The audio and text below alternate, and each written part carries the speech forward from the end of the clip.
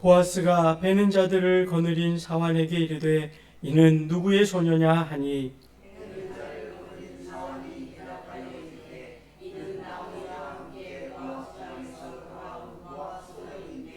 그의 말이 나로 베는 자를 따라 단 사이에서 이삭을 죽게 하소서 하였고 아침부터 와서는 잠시 집에서 쉰 외에 지금까지 계속하는 중이니이다.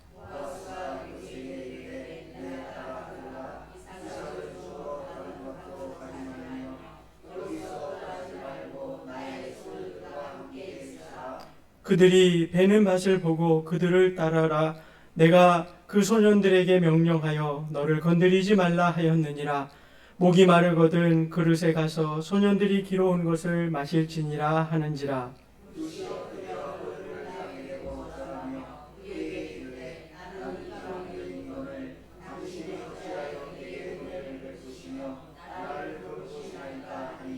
보아스가 그에게 대답하여 이르되 내 남편이 죽은 후로 내가 시어머니에게 행한 모든 것과 내 부모와 고국을 떠나 전에 알지 못하던 백성에게로 온 일이 내게 분명히 알려졌느니라.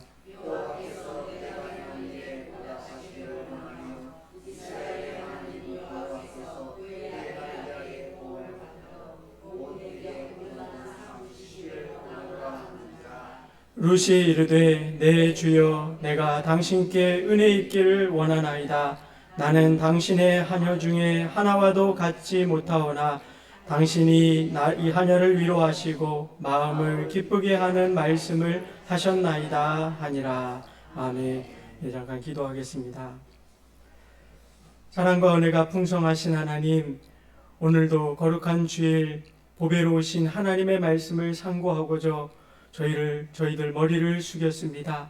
주의 날개, 그 은혜의 날개 아래 거하기를 원하며 하나님의 그 사랑의 음성 듣기를 원하옵나니 이 시간 주의 영으로 함께하사 주의 음성을 깨달아 아는 지혜와 명철이 저희에게 있게 하여 주시옵소서. 삶의 자리에서 그 말씀을 따라 살 수 있도록 믿음을 더하여 주시고 보배로운 말씀이 저희 삶의 이정표가 되고 삶의 모토가 될 수 있도록 도와주시옵소서. 특별히 하나님, 우리 이수미 집사님을 저희 교회에 등록하게 하시고 함께 예배하게 하신 은혜를 감사드립니다. 보배로우신 믿음을 주셨사오니 주님 주시는 은혜를 날마다 누리게 하시고 하나님의 말씀에 위로를 얻으며 하나님의 법도를 지켜 살아갈 때 주께서 약속하신 은혜와 복을 누리게 도와주시옵소서. 하는 일이 형통하며 그 가정에 평안이 있으며 남편과 아내들도 예수님을 알고 믿을 수 있도록 도와주시옵소서. 오고 가는 발걸음 평안하게 하시고 늘 하나님을 섬기며 예배함이 기쁨이 되고 힘이 되도록 은혜 베풀어 주시옵소서. 감사드리며 예수님 이름으로 기도드리옵나이다. 아멘. 네, 오늘 말씀의 제목은요, 우연처럼 만난 은혜입니다. 네, 우리가 성경에 보면 우연처럼 보이지만 가만히 살펴보면 그것이 우연이 아니라 하나님이 예비하시고 섭리하신 결과임을 우리가 보게 되는 장면들이 여럿 있는데요. 오늘 본문을 통해서도 그러한 하나님의 손길을 우리가 깨닫고 우리의 삶 가운데도 그런 하나님의 인도하심과 예비하심을 여러분 모두의 삶 가운데 누리실 수 있기를 우리 주님의 이름으로 축원을 드립니다. 여러분, 제가 지난번에도 말씀을 드렸는데 이 룻기가 굉장히 짧잖아요. 그죠? 여러분 룻기를 꼭 읽어보시기를 바랍니다. 그러면 이 룻기는 굉장히 특이해요. 룻기는 하나님이 주시는 말씀이 직접적으로 표현되지 않은 그런 책입니다. 그래서 이 성경 정경으로 채택할 건가 말 건가 굉장히 이렇게 논란이 깊었던 그런 책이기도 합니다. 그런데 반하여 오히려 이 룻기가요, 우리 하나님이 어떤 분이신지 또 예수님의 표본을 보여주고 이 그림자가 되는 그 보아스의 인물을 너무나 아름답게 보여주기 때문에 그를 통해 우리가 하나님을 만날 수 있거든요. 그래서 이게 성경에 기록되었는데 마치 드라마 같습니다. 이렇게 장면 넘어갈 때마다 여러분 그 주말 드라마를 보시면 이렇게 마지막에 이렇게 쫙 얘기가 흘러가다가 뭔가 궁금하게 하는 장면 딱 있고 딱 끝나고 다음 주에 보게 만들잖아요. 그죠? 이 룻기가 꼭 그래요. 이렇게 장면을 연상해서 보시면 그런 묘미와 재미가 있고요. 그리고 다른 성경하고 달리 등장인물들끼리의 대화가 굉장히 많습니다. 그냥 이렇게 설명이나 논조가 이렇게 이어지는 게 아니라 대화가요, 무려 전체의 약 55%가 등장인물들의 대화로 되어 있습니다. 그래서 어떻게 보면 이 룻기는요, 드라마 보는 것 같아요. 성경에서. 그래서 여러분이 장면을 연상하면서 한번 보시면 훨씬 이렇게 와닿고, 재미도 있고, 은혜도 넘치고, 그런 책으로 여러분 읽으실 수 있을 것입니다. 오늘 우리가 읽은 이 2장도요, 이제 그 앞절 부분을 딱 한번 보시면 이 1장이 이렇게 끝났거든요. 그 맨 밑에 보세요. 나오미가 모압 지방에서 그의 며느리 모압 여인과 함께 돌아왔는데, 여러분 이제 돌아왔으면 무슨 장면이 시작되어야 될 것 같잖아요. 그죠? 근데 거기서 또 딱 끝나는 거예요. 이야기는 다음 주 이 시간에 이러는 것처럼 마치 드라마 같단 말이에요. 그러면서 거기 보면 또 이렇게 돼 있어요. 그들이 보리 추수 시작할 때에 베들레헴에 이르렀더라. 여러분 지금 나오미가 그 모압 땅에 양식을 얻으러 내려갔다가, 그죠? 양식이 없어서 이 기근 때문에 내려갔었잖아요. 그죠? 근데 거기에 좀 편안히 살라 그랬는데 그 모압 땅에서 어땠죠? 남편도 죽고 아들들도 죽고 가져갔던 재산도 다 까먹고 빈털터리가 돼서 돌아왔단 말이에요. 근데 돌아왔더니 그 시기가 어떤 시기였다고요? 보리 추수할 때란 말이에요. 그러면 뭔가 이제 밑바닥까지 내려갔다가 모든 게 망하고 정말 다 잃어버린 그 상황에서 추수 때가 되었다. 뭔가 기대감이 들잖아요. 그죠? 그런데 어떻게 됐어요? 1장 거기서 딱 끝나는 거예요. 그러면서 2장 딱 넘어가요. 마치 뭐와 같아요? 드라마 같다니까요. 제가 이렇게 여러분 성경 어떻게 하든지 읽게 하려고 이렇게 궁금증을 자꾸 유발하는 거예요. 여러분 성경을 한번 좀 읽어보세요. 참 재미있다니까요. 그런데 여러분 나오미와 룻이 이렇게 그 다 빈 마음을 가지고 망해가지고 그리고 이제 고향 땅에 돌아왔어요. 믿음을 가지고 돌아왔잖아요. 그죠? 하나님이 그 고향 베들레헴의 흉년을 끝이고 이제 돌보셔서 양식이 있게 하셨다. 농사가 잘 돼서 그 농사가 풍년을 이루고 드디어 추수할 때가 됐단 말이에요. 그러니까 기대감을 가지고 돌아왔겠죠. 그러면 여러분 나오미하고 룻이 뭘 기대했을까요? 거기 돌아가면 뭐가 좀 있을까요? 양식이 좀 있고 내가 이제 그동안 고생했지만 뭔가 좀 얻을 것이 있지 않을까? 좀 이제는 고생 끝, 평안 시작, 이런 삶이 시작되지 않을까? 여러분 이런 마음으로 돌아오지 않았겠어요? 그런 기대가 있지 않았겠어요? 왜? 믿음을 저버리고 그 유대 땅을 떠나 저 이방신을 섬기는 땅에 가 있다가 그래 내가 잘못했지, 내가 살 길은 하나님 의지해야지, 그리고 돌아왔단 말이에요. 시기적으로도 추수할 때란 말이에요. 그러면 기대감이 점점 차오르는 거 아니냐고요. 그러면 이제 하나님이 뭐 주실 차례만 남은 거예요. 은혜 주시고 양식 주시고 그래야 될 것 같죠. 근데 여러분 참 성경이 희한한 게요, 하나님이 그처럼 역사하셨을까? 아니었다는 거예요. 참 신기해요. 이 믿음을 회복하고자 돌아왔고 더더군다나 보리 추수할 때가 딱 시작이 됐단 말이에요. 그럼 뭔가 좀 예비도 돼 있고 집도 있고 땅도 있고 양식도 좀 있고 그러면 얼마나 좋아요. 그죠? 여러분 우리 신앙생활도 그러잖아요. 내가 평생을 고생했고 믿음도 떠나서 정처 없이 방황하다 탕자처럼 이제 내가 하나님 좀 잘 의지해서 주시는 은혜 좀 누려봐야지, 그리고 왔단 말이에요. 그러면 좀 양식도 있고 그러면 얼마나 좋겠어요. 기대대로. 그죠? 근데 여러분 룻이 그런 믿음을 가지고 왔지만 그의 삶 앞에는요 여전히 고단스러운 수고만 남겨져 있었습니다.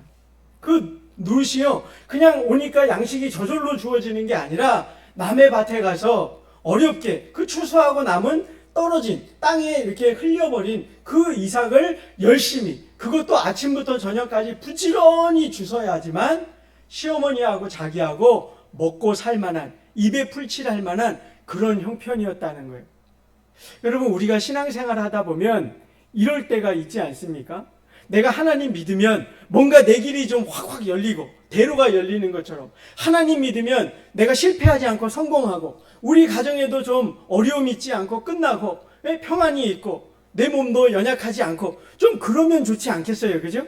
근데 여러분 막상 우리가 신앙생활 하는 동안에 살면 어때요? 꼭 그 기대처럼 되지 않을 때도 많이 있더라는 거예요. 그게 왜 그럴까?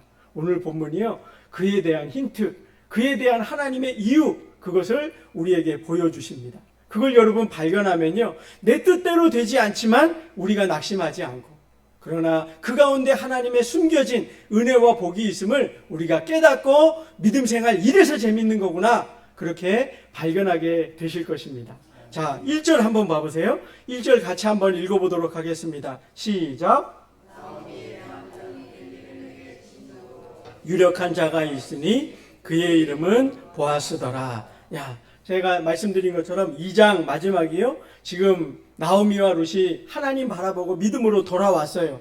그리고 그때가 보리 추수할 때, 여러분 우리나라도 이렇게 추수할 때는 여유가 있고 풍성하잖아요, 그죠? 그래서 우리가 그 연말 이렇게 추수 때가 되면, 추석 때 되면 그러자면 더도 말고 덜도 말고 이 한가위만 같아라, 그때란 말이에요. 그때 그러면 양식 주셨다면 얘기가 나오면 좋겠는데 2장 1절 보니까 그런 얘기는 한마디도 나오지 않고 누구 얘기가 나왔어요? 보아스 얘기가 나와요. 아니 생뚱맞게 왜 이 보아스 얘기가 나올까? 보아스라는 인물을 왜 여기 얘기할까? 근데 여러분, 이 보아스라는 인물이요, 굉장히 중요한 인물입니다. 우리가 여러분 그런 얘기 들어보셨는지 모르겠어요. 이 구약 성경을 보면 그리스도를 예표하는 인물이다, 이런 사람들이 등장해요. 그 예표라는 말이 신학적인 용어라 어려운데 쉽게 바꾸면 이거예요.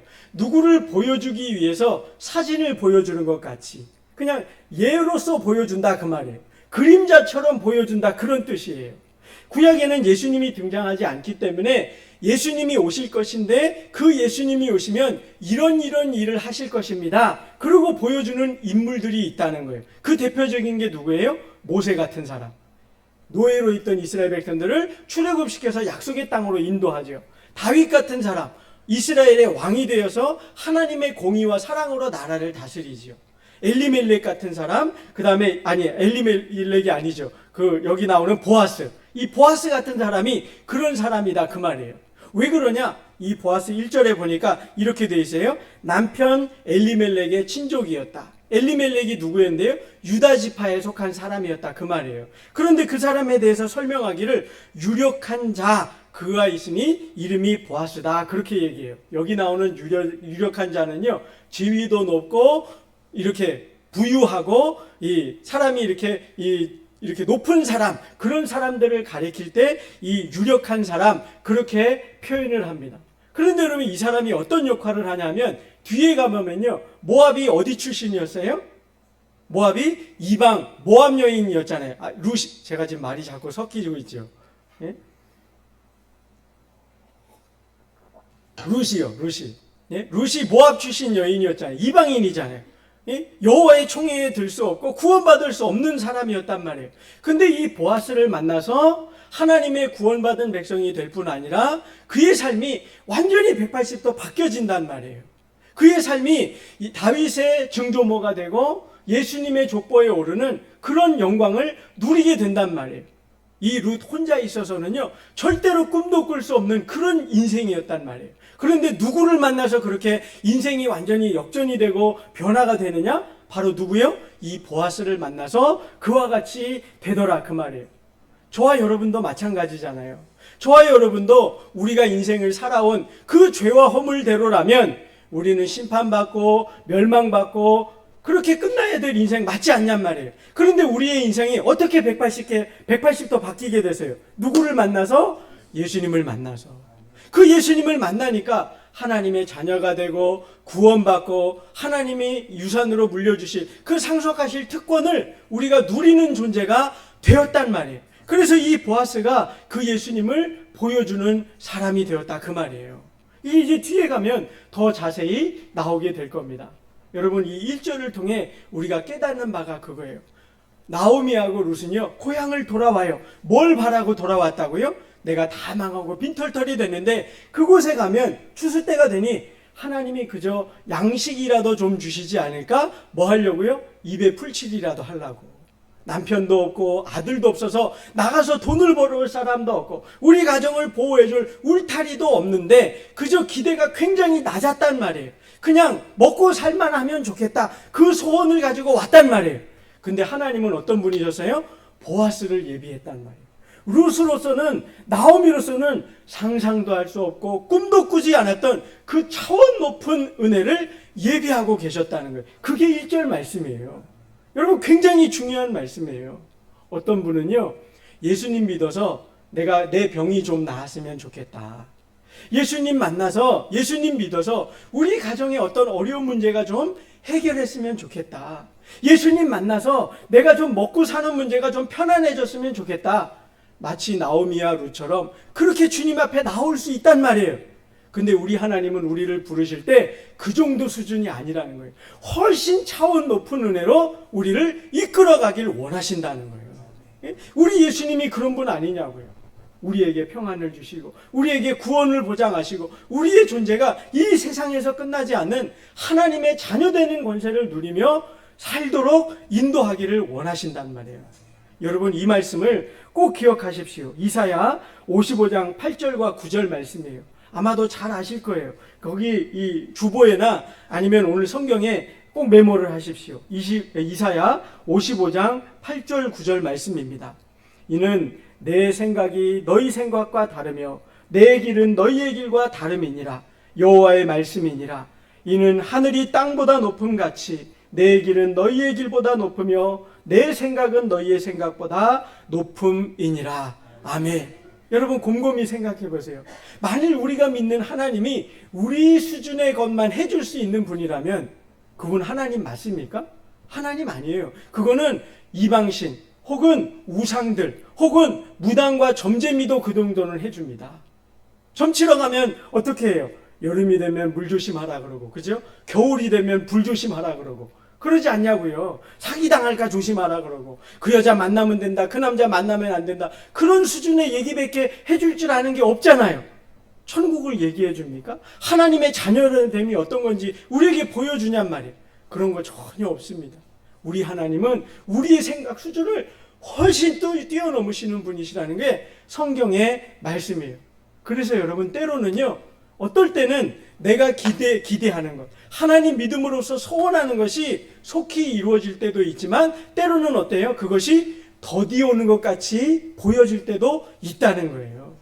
그걸 알아야 되는 거예요. 여러분, 마가복음 그 9장에 보면 수로보니게, 7장에 보면 수로보니게 여인 이야기 나오잖아요. 그죠? 그 여인이 귀신 들린 딸의 병 때문에 예수님이 그 자기 동네에 오셨다는 얘기를 듣고 찾아가 만나잖아요. 근데 예수님이 다른 때와 달리 단번에 응답해 주시지 않잖아요. 오히려 못 들은 채 해요. 그리고 그냥 가시던 길 계속 가는 거예요. 계속 그 여인이 소리를 지르자 제자들이, 예수님, 저 여인을 돌봐 주셔야 되지 않겠습니까? 그랬더니 예수님이 어떻게 했어요? 자녀의 떡을 취하여 개들에게 주는 게 옳지 않다. 그랬더니 그 여인이 굉장히 중요한 고백을 합니다.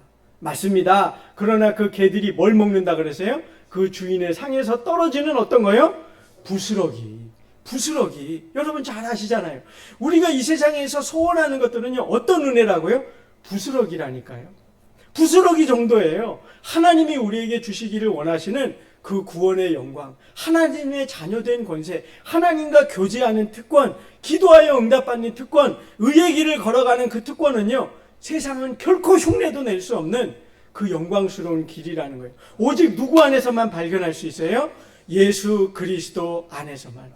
그분의 부르심 안에서만, 그분을 만난 그 믿음 안에서만 가능하다는 거예요. 하나님은 지금 나오미와 룻을요, 그 모압 땅에서 다시금 돌아오게 하셨어요. 그리고 그들이 양식이라도 좀 얻을까, 남편도 아들도 없지만 그곳에 가면 내 입에 풀칠하고 좀 먹고 살만하지 않을까, 그런 기대를 가지고 왔단 말이에요. 그리고 삶의 형편은 여전히 변함이 없는 것 같아요. 그러나 하나님이 누구를 딱 예비하고 계셨어요? 보아스. 우리에겐 누구를 예비하셨어요? 예수 그리스도. 그분이 우리의 삶에 계시다는 것, 그분이 우리를 붙들고 계시고 우리의 목자가 되셨다는 것, 이 사실이 여러분 얼마나 큰 은혜가 되는지 여러분 아셔야 합니다.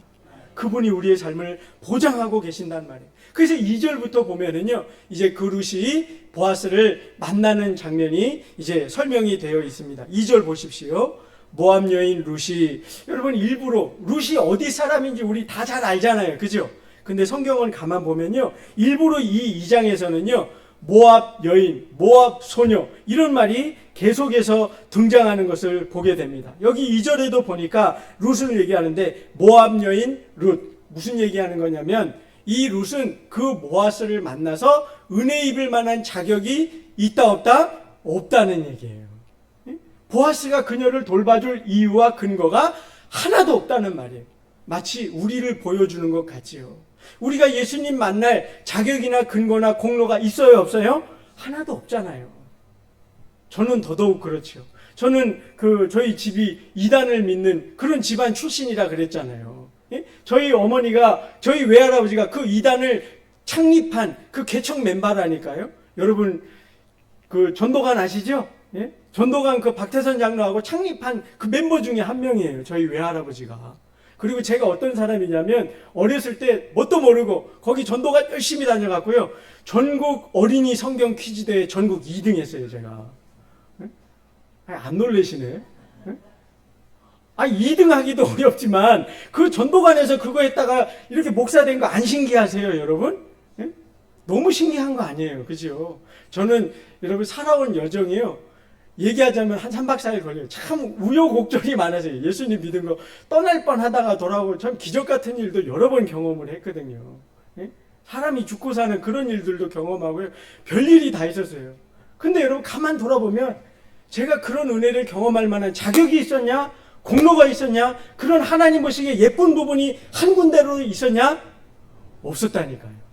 없었다는 거예요. 이 룻이 그렇잖아요. 모압 여인인데 어떻게 감히 그 유력한 자 성문에 앉아서 백성들을 재판할 권세를 가졌고 부유하고 지혜도 높고 밭도 많은 밭을 소유한 그 보아스 앞에 나아갈 그런 자격이 있냔 말이에요. 그 보아스의 종에게도 감히 말을 건넬 수 없는 그런 비천한 여인이었단 말이에요. 근데 어떻게 보아스를 만나요? 보아스가 그녀를 먼저 찾아오더라는 거예요. 먼저 그녀의 이름을 불러주더라는 거예요. 우리도 그렇잖아요. 그죠? 우리가 하나님의 이름을 먼저 안 것 아니에요. 여러분 가운데 혹시 2000년 전에 살아계셨어서 예수님 만나본 적 있으신 분? 아니면 예수님하고 직통전화해서 예수님 내가 먼저 한번 믿어보겠습니다. 그렇게 소원하고 말씀해 본 적 있는 분 있으시면 조용히 손 한번 들어보세요. 없잖아요. 그죠? 예수님이 우리를 먼저 하셨고 예수님의 복음을 누군가를 통해 전해주셨고 그 사랑을 나로 깨닫게 하셔서 오늘도 주님 앞에 나오지 않았냐는 거예요. 그 감격이 우리에게 있습니까? 그 은혜의 고백이 여러분에게 있느냔 말이에요. 이 룻은 그랬단 말이에요. 그래서 룻의 형편을 보십시오. 모압 여인 룻이 나오미에게 이르되 원하건대 내가 밭으로 가서 내가 누구에게 은혜를 입으면, 여러분 이 말하는 룻의 마음을 듣는 나오미의 마음을 한번 생각해 보세요. 멀리 모압 땅에 내려갔다가 돌아왔어요. 우리가 잘 보진 않았지만요. 1장에 보면 그 나오미를 알았던 베들레헴 주민들이요. 여러분 1장 19절 한번 봐보세요. 1장 19절 보면 이런 말이 나와요. 이에 그 두 사람이 베들레헴까지 갔더라. 베들레헴에 이를 때에 온 성읍이 베들레헴 모든 사람들이 그들로 말미암아 떠들며 이르기를 이 사람이 나오미가 아니냐 하더라. 여러분 이게 무슨 말이냐면 원어의 의미의 그 떠들며라는 말이요. 시끄럽게 조롱하다 이런 뜻이에요. 저들을 막 손가락질하고 비난했다는 거예요. 왜? 나오미가 왜 그 동네를 떠나서 모압으로 갔었어요? 좀 먹고 살만 하려고. 자녀들 좀 평안하게 키워보겠다고. 나갈 때는 풍족하게 나갔다 그랬단 말이에요. 뭔가 좀 있는 사람이라서 이민까지 갈 수 있는 능력을 가졌던 사람이란 말이에요. 근데 돌아온 모습을 보니까 어땠어요? 쫄딱 망해서 왔잖아요. 남편도 없고 아들들도 없고 완전히 빈털터리가 돼서 왔잖아요. 그래서 사람들이 그럴 때 어떻게 했다는 거예요? 돌아서서 시끄럽게 떠들면서 저거 봐 저거 봐. 멀리 그렇게 잘 먹고 잘 살겠다고 나가더니 저 온 거 봐. 그랬다는 거예요. 그랬다는 거예요. 그러니 여러분 돌아와서 지금 남의 밭에 가가지고 떨어진 이삭이나 주스려 하니 그 나가겠다는 룻의 마음이나 그래 네가 좀 나가서 누구 밭에 지금 추수 때라 하나님 말씀대로 누가 이삭을 좀 흘린 것이 있거든 그거 좀 주워 오너라. 그 보내는 시어머니 나오미의 마음이 어땠겠어요 여러분. 동네 사람들이 지금 어떤 분위기인지 생각해보면 그 나오미와 룻의 마음이 어떨지 여러분 상상이 되지요. 정말 그 무너진 마음 의지할 때 하나 없는 그 마음 그 마음으로 나아갔다 그 말이에요. 그러면서 나오미가 그렇게 2절 끝에 보면 그래요. 나오미가 룻에게 이르되 내 딸아 다녀오너라. 그리고 말했다는 거예요. 여러분, 그 보내는 시어머니 나오미의 1장에서의 그 성정을 살펴보면 그 마음이 편안했을까요? 마음이 안 좋았을까요? 안 좋았겠죠. 그래서 그 나오미가 어떻게 했을까요? 아마도 기도하지 않았을까 생각이 됩니다. 참 나를 먹여 살리겠다고 내가 그렇게 따라오지 말라고 만류했음에도 나를 따라온 저 착한 며느리, 내가 일할 힘이 없으니 그저 내 입에 양식이라도 넣어주려고 남의 밭에 가갖고 이방인이라 누가 해코지해도 항변할 수 없는, 거기에 맞서 싸울 수도 없는 힘없는 저 며느리가 나가겠다 하는데 시어머니 마음이 그래 네가 잘 갔다 와 아주 기쁜 마음으로 보낸 거 아니겠죠, 그죠? 그 며느리를 가엾게 여기고 기도하지 않았겠냐는 말이에요. 그랬더니 여러분 3절에 놀라운 일이 있는 거예요. 3절에 여러분 한번 보십시오. 룻이 가서 베는 자를 따라 밭에서 이삭을 줍는데, 그 다음에 나오는 말 여러분 동그라미에서요. 동그라미. 우연히 엘리멜렉의 친족 보아스가 속한 밭에 이르렀더라. 여러분 여기 3절에는요 우연히라는 말로 기록이 되어 있어요. 우연히. 이 베들레헴에 여러분 밭이 한두 군데가 아니었겠죠. 밭을 가진 사람이 하나 둘이 아니었을 거 아니에요? 근데 룻이 어느 밭에 가서 이삭을 줄까? 그리고 갔다가 그 밭이 우연히 누구의 밭이었다고요? 보아스. 예수님을 보여주는, 예수님의 사랑을 가진, 다른 사람에게 인애와 자비 베풀기를 기뻐하는 그 보아스의 밭에 이르렀다는 거예요. 참 우연이죠, 그죠? 그런데 여러분 그 4절을 딱 보세요. 4절 보니까 또 동그라미라세요. 마침 거기다 동그라미를 딱 해놓으세요. 룻은 우연히 그 보아스의 밭에 갔어요. 그런데 마침 누가 나왔어요? 보아스가 베들레헴에서부터 와서, 우리말 성경에는 이 마침이요, 그냥 이렇게 마침 이렇게 되어 있잖아요. 근데 히브리어 원어에는 어떻게 되어 있냐면요, 감탄사로 되어 있습니다. 우와! 보아라! 이런 뜻으로 되어 있어요. 예? 여러분 우리가 아주 멋진 장면 보면 감탄하죠. 우와! 이렇게 감탄하기도, 야 저거 좀 한번 봐봐, 이런 말 하잖아요, 그죠? 히브리어 그게 힘내라고 하거든요. 근데 여기 이 마침이라고 번역된 그 말이요, 힘내, 그렇게 되어 있습니다. 룻이 여러분 어려운 마음을 가지고, 그저 내가 누구에게 하소연할 수도 없고 아는 사람도 없으니까 그저 남의 밭에 가가지고 이렇게 그냥 이삭이나 좀 주워와야지, 그리고 그 쓸쓸하고 외로운 마음으로 조용히 남의 밭에 갔단 말이에요. 근데 우연스럽게 보아스의 밭에 이르는 거예요. 그런데 여러분 4절을 보니까 하나님은 이렇게 기록하게 하셨어요. 와! 한번 봐봐! 그때 누가 왔어? 그러면서 누가 왔다고 기록하고 있어요? 보아스가 왔단 말이에요. 여러분 참 신기한 일 아닙니까? 사도행전 그 9장 10장을 보면요 참 기가 막힌 장면이 나와 있어요. 그게 무슨 얘기냐면은 그 베드로 사도가요 그 예루살렘 안에만 머물다가 예루살렘에 핍박이 일어난 일 때문에 이제 유대와 사마리아 지역으로 멀리 이렇게 복음을 전하러 이렇게 두루 다니게 되었습니다. 그래서 가는 곳마다 귀신도 쫓아내고 병자도 쫓아내고 그런 일이 있었어요. 그러다가 발걸음이 룻다라는 지역에 이르게 되었습니다. 그 룻다라는 지역에 갔다가 애니아라는 여성도를 만났는데 그녀가 병에 들어있는 거예요. 그래서 예수님의 이름으로 그를 살려주게 됩니다. 그랬더니 예수님을 모르던 그 이방 동네 사람들이요 베드로를 청해서 기도해 주기를 원하고 복음을 듣기 시작하는 거예요. 그래서 그 룻다보다 조금 더 큰 성인 욥바로 가게 되었습니다. 그래서 그 욥바라는 성에서 무드장이는 오늘날로 말하면 가죽 세공이에요. 가죽 세공. 이렇게 그 당시에는 백정이나 죽은 동물의 그 가죽을 벗겨서 가죽일 하는 사람을 굉장히 천하게 여겼거든요. 근데 베드로가 일부러 그 집에 갔습니다. 여러분 생각해 보세요. 만약에 제가 신유의 은사, 기도만 하면 병이 막 팍팍 낫고 그러면 여러분들 사람들이 저를 모셔가려고 하겠죠. 그럼 아마 정말 잘 사는 집, 부유한 집, 가면 대접받기 좋은 집, 그런 집 가기 좋을 거 아니에요? 근데 베드로는 그러지 않고요 일부러 가장 가난하고 비천한 집 무드장이의 집에 갔습니다. 왜? 예수님은 그렇게 연약하고 힘없는 자를 만나주시는 분이야. 그걸 보여주려고 거기 딱 간 거예요. 그런데 그때 베드로가요 거기에서 기도를 합니다. 하나님, 제가 어떻게 또 복음을 전하고 할지 인도해 주십시오. 그런 기도를 드려요. 근데 하나님이요 그때 환상을 3번 보여주세요.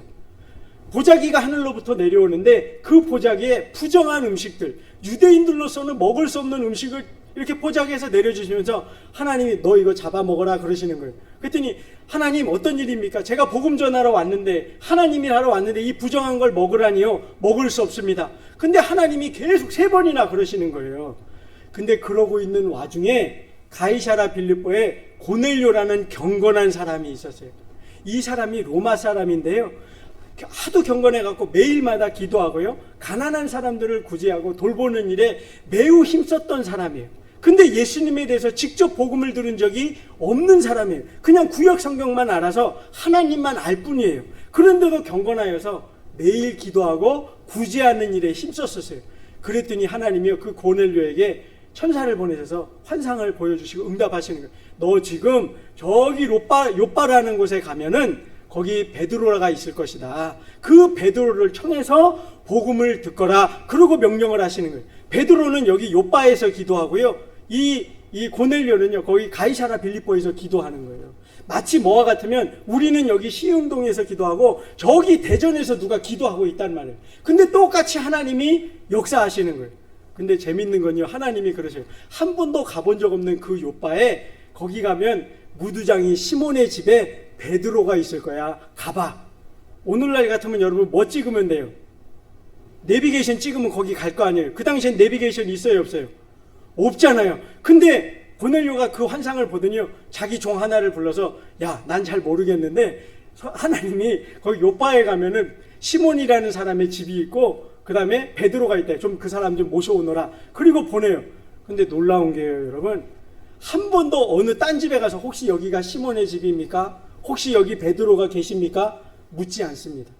그대로 정확하게 좌우로나 우로나 치우치지 않고 헤매거나 방황하지 않고 정확하게 시몬의 집을 찾아가는 거예요. 그리고 딱 두드렸더니요, 베드로가 좀 전에 제가 환상 본 그 기도했다 그랬죠. 그 기도를 마치고 정확하게 딱 내려오는데 다락방에 올라가서 기도했거든요. 베드로가, 야, 참 신기하다. 왜 하나님이 나한테 그런 환상을 보여주시지? 그런 신기한 마음, 의무스러운 마음을 가지고 다락에서 딱 내려오는데 문에 와서 그 종이 딱 이렇게 그러는 거예요. 그리고는 그 사람이 와서, 내가 저 고넬료라는 백부장이 나를 보내서 왔는데 이 집에 가면 여기가 시몬의 집입니까? 그 집에 베드로라는 분이 계시는데 그분을 모셔오라고 했습니다. 기가 막히게 만나는 거예요. 여러분, 사도행전 10장에 보면 이 장면을 뭐라고 표현했는지 아세요? 마침 베드로가 기도하고 내려오더라. 여러분, 이게 우연입니까? 하나님의 예비하심과 섭리입니까? 하나님의 예비하심과 섭리 아니냐고요. 마침, 그래서 성경이 뭐라고 기록했어요? 와, 보라, 야, 저거 좀 봐봐. 그렇게 하는 거예요. 여러분, 우리 삶은요, 이와 같은 하나님의 예비하심, 이와 같은 자비하신 섭리 가운데 있다는 거예요. 이 나오미하고 룻은 그저 입에 풀칠하려고, 남의 밭에 이삭이나 좀 주우려고 그냥 갔어요. 그냥 수많은 밭에 오늘 이 밭에 갈까, 저 밭에 갈까, 저 밭에 갈까, 그러다가 어느 한 밭이 눈에 들어서 거기에 갔단 말이에요. 그랬더니 그 밭이 누구 밭이었어요? 보아스의 밭이었어요. 그런데 그때 마침 보아스가 자기 밭이 굉장히 많은 유력한 자였는데, 많은 밭 중에 유난히 누구 밭, 어느 밭에 왔어요? 자기 그 룻이 나온 그 밭으로 가게 되었단 말이에요. 성경에 보면요, 여러분, 이와 같이 우연인 것 같지만 하나님이 섭리하셔서 만나게 하는 역사가 굉장히 많이 나와 있다는 말이에요. 누구에게 이런 말을, 이런 기적을 베푸시는 거예요? 누가 이런 은혜를 경험하게 하시는 거예요? 믿음을 따르는 자에게. 예? 나오미하고 룻이 그 모압 땅에 살다가 왜 베들레헴으로 돌아왔어요? 하나님이 그것을 돌보셨다는 그 얘기를 듣고, 내가 하나님께 의지해야, 하나님께 나아가야 은혜를 받지, 그 믿음 가지고 여기 베들레헴에 돌아오지 않았냔 말이에요. 남편도 없고 아들도 없지만 그 며느리 룻이 어머니를 위하여 그 사랑하는 마음으로, 어머니 제가 이삭이라도 주워오겠습니다. 그렇게 나아갈 때 그 어머니 마음이 어땠겠어요? 내 딸아, 예? 그래, 내가 힘이 없지만 내가 수고해 준다니 참 고맙구나. 나는 여기서 너를 위해 기도하마. 그렇게 믿음으로 하나님을 의지할 때 하나님이 어떻게 하셨다고요?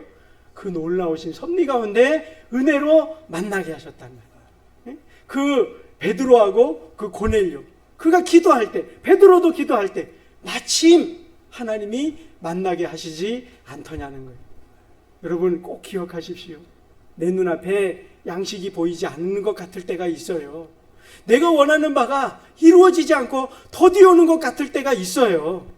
그러나 그것이 하나님이 나를 거절하셔서가 아니라 하나님의 뜻하신 바가 있다는 걸 기억하셔야 된다는 거예요. 여러분, 룻은 뭐 때문에 이 베들레헴에 돌아왔다고요? 양식이라도 얻으려고. 근데 여러분, 이 룻이요, 이제 나중에 보면, 뒤에 가보면 결혼을 하게 됩니다. 그것도 누구랑 결혼해요? 이 보아스랑 결혼하는 거예요. 그 당시 베들레헴에서 지체 높고 유력한 자였던, 성문에 앉아서 재판을 하는 그 권위에 있었던 그 사람을 만나서 아내가 되는 특권을 꿈이나 꿨었겠어요? 상상이나 해봤겠어요? 그러지 않았겠죠.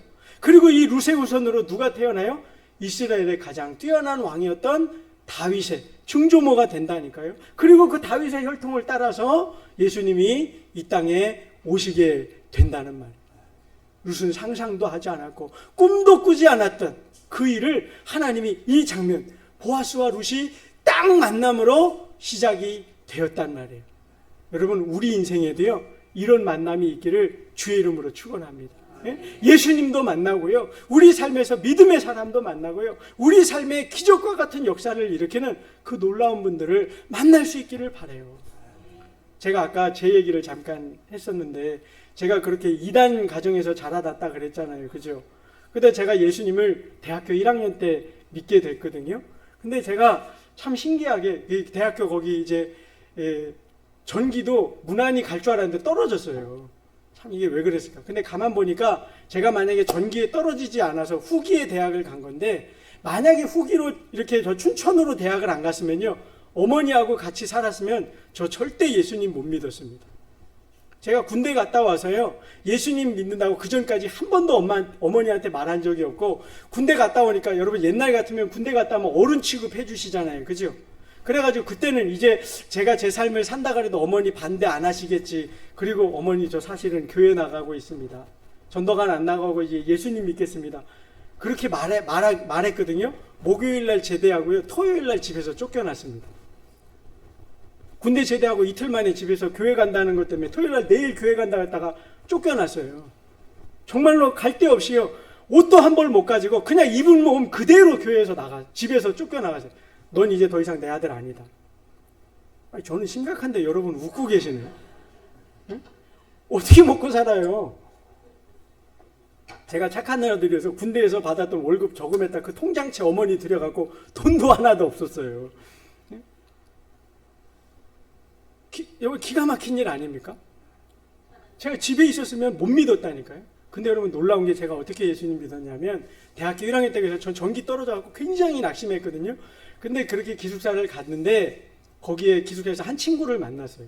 근데 그 친구가 정말 신기한 애예요. 수학과를 제가 나왔는데, 너 왜 수학과 왔냐? 돌아가면서 다 자기 소개를 하고 그럴 때 자기는 그런 거예요. 저는 수학적으로 예수님이 계신 걸 논리적으로 설명을 해서 온 세상 모든 사람이 예수님 믿게 하는 게 제 꿈이라고.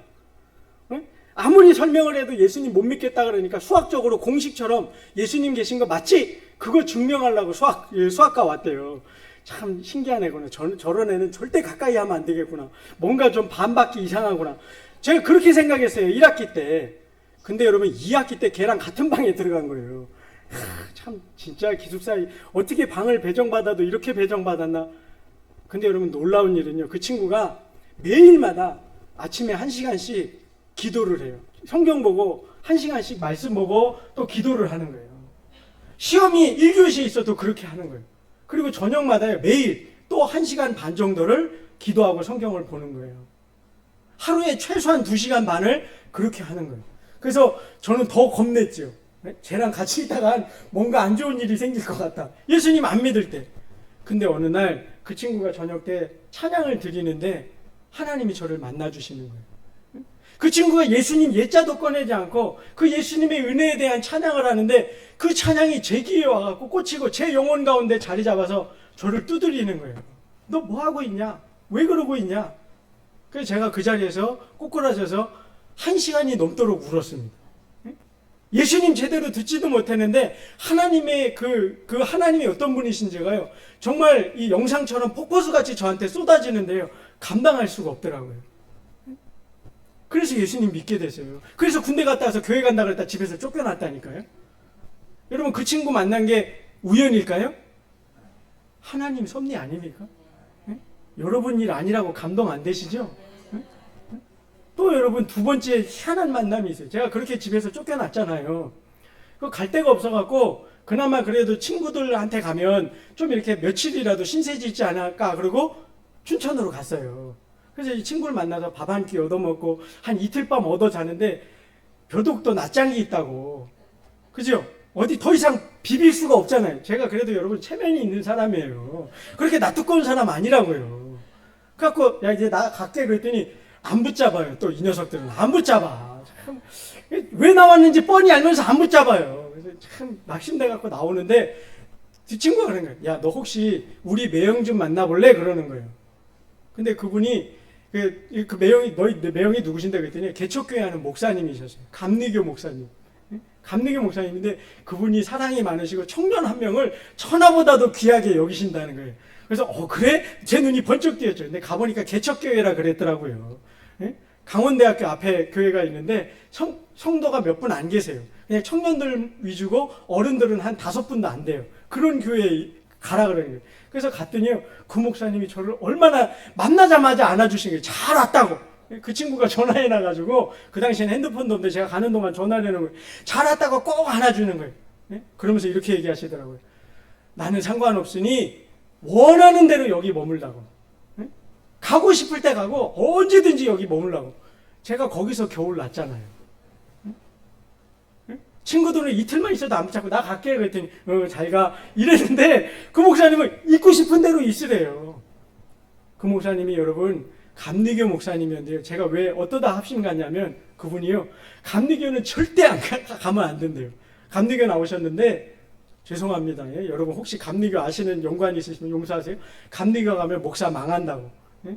자기는 감리교 목사님 책들을 하나도 안 본대요. 칼빈주의 책만 보신다는 거예요. 그래서 장로교 신학을 하라고 그러시더라고요. 그래서 제가 감리교 출신인데 합심 간 거 아니에요. 여러분 그 목사님 만난 게 우연일까요? 저 만약에 그분 만났으면요 겨울에 제대로 집에 쫓겨나서 여러분 앞에 못 섰을 수도 있어요. 그 만남이 우연이었을까요? 제가 뭐 하다가 거기에 집에서 쫓겨났다고요? 예수님 믿는다고. 나 이제 예수님 믿는다고. 하나님 믿는 거 감추지 않겠다고. 나 하나님 위해서 살고 싶다고. 하나님 섬기면서 살고 싶다고. 어머니한테 그 얘기하다가 쫓겨났다니까요. 그래서 저는 어떻게 살지 정말 만만했어요. 제가 이 루키 보면서 룻의 마음이 그러지 않았을까? 그저 먹고 살 형편만 하나님이 해결해 주시면 나는 그것이 복인 줄 알고 살지 않을까? 그런 마음이었단 말이에요. 그런 무너진 마음, 낮은 마음, 의지할 데 없는 마음. 그런데 하나님이 보라! 여기 보아스를 예비하였으니 그에게서 위로를 얻고 그에게서 힘을 얻고 그에게서 살 길을 찾거라. 하나님이 그 보아스를 보내주셨단 말이에요. 여러분 우리 삶에 가만 생각해 보십시오. 그와 같이 보아스 같은 분이 하나님 예비하신 사람들이요 분명히 있습니다. 하나님께로 인도하고 그를 통해 하나님의 은혜를 경험케 하시는 그런 사람들이 저와 여러분의 삶에 얼마나 많다는 말이에요. 그게 우리가 잘나서 된 일입니까? 내가 계획하고 뜻한다고 이루어지는 것입니까? 내게 자격이 있어서 그렇습니까? 룻은 모압 여인이었어요. 그런데 하나님이 그가 상상하지도 못했던 그 은혜를 예비하고 보내시는 거예요. 그래서 여러분 예수님 믿는 건 재미가 있는 거예요. 지금보다요 앞으로 하나님이 또 어떤 보아스를 만나게 하실까, 어떤 은혜를 예비하셨을까, 그 기대감, 그 설레는 마음을 가지고 예수님 믿고 살아가는 거예요. 그래서 오늘 설교 제목이 우연처럼 만난 은혜입니다. 사랑하는 성도 여러분, 주께서 저와 여러분의 삶에 이 은혜를 베풀어 주시기를 정말 간절히 축원합니다. 우리의 삶 중에 이런 분을 만나는 거예요. 아마도 여러분이 우리 교회에서도 그런 분을 지금까지 신앙생활하며 많이 만났을 겁니다. 아무쪼록 여러분 주님 앞에 가는 날까지 그런 분 많이 만나시고, 또 한 가지 바라기는 다음 주에 이어서 말씀드릴 텐데, 여러분도 보아스가 되어서 다른 이들에게 그런 은혜를 끼치는 거예요. 하나님을 보여주고 하나님의 은혜를 나눠주고, 하나님 만나면 당신들도 이런 복을 누립니다, 이걸 보여줄 수 있는 그런 복된 삶 사시는 저와 여러분 다 되시기를 주의 이름으로 축원드립니다. 기도하겠습니다. 할렐루야, 살아계셔서 섭리하고 역사하시는 하나님, 우리는 지혜가 짧고 한 일을 다 할 수 없어서 때로는 어렵고 힘든 일 만날 때 좌절하고 낙심하며 그것 때문에 눈물 지을 일도 있지만, 우리가 하나님을 믿고 믿음의 길을 가는 동안 하나님은 우리를 보살피시사 참으로 보아스와 같은 인물을 예비하시고 놀라운 은혜의 길로 예비하시는 분이 되심을 오늘 본문을 통해 상고하게 하시니 감사드립니다.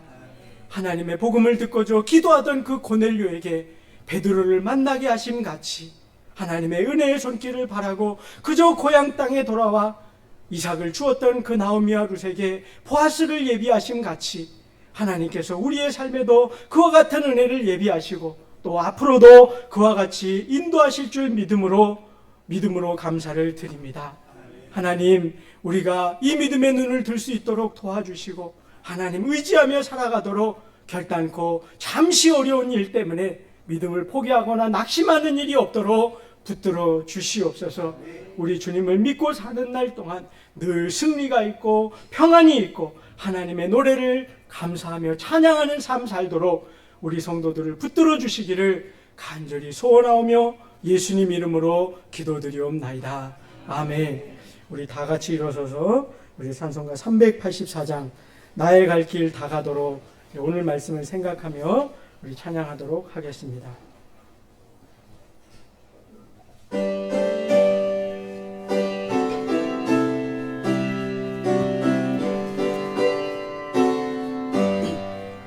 나의 갈 길 다 가도록 예수 인도하시니 내 주 안에 있는 긍휼 어찌 의심하리요. 믿음으로 사는 자는 하늘 위로 받겠네. 무슨 일을 만나든지 만사형통하리라. 무슨 일을 만나든지 만사형통하리라. 나의 갈 길 다 가도록 예수 인도하시니 어려운 일 당한 때도 족한 은혜 주시네. 나는 심히 고단하고 영혼 매우 가라나 나의 앞에 반석에서 샘물 나게 하시네. 나의 앞에 반석에서 샘물 나게 하시네. 나의 갈 길 다 가도록 예수 인도하시네. 그의 사랑 어찌 큰지 말로 할 수 없도다.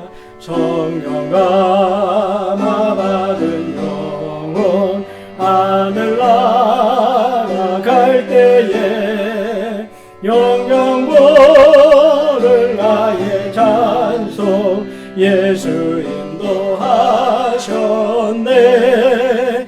영영 부를 나의 찬송 예수 인도하셨네. 아멘. 지금은 우리 주 예수 그리스도의 은혜와 하나님의 그 크신 사랑하심과 성령의 교통하심과 충만케 하심이 나의 갈 길 다 가도록 예수 인도하시니 오직 주만 따르겠습니다. 그 고백을 가지고 이 세상 나아가는 사랑하는 우리 모든 성도들 머리 위에 그리고 저들의 삶의 현장 위에 지금부터 영원히 함께 계시기를 축원하옵나이다. 아멘.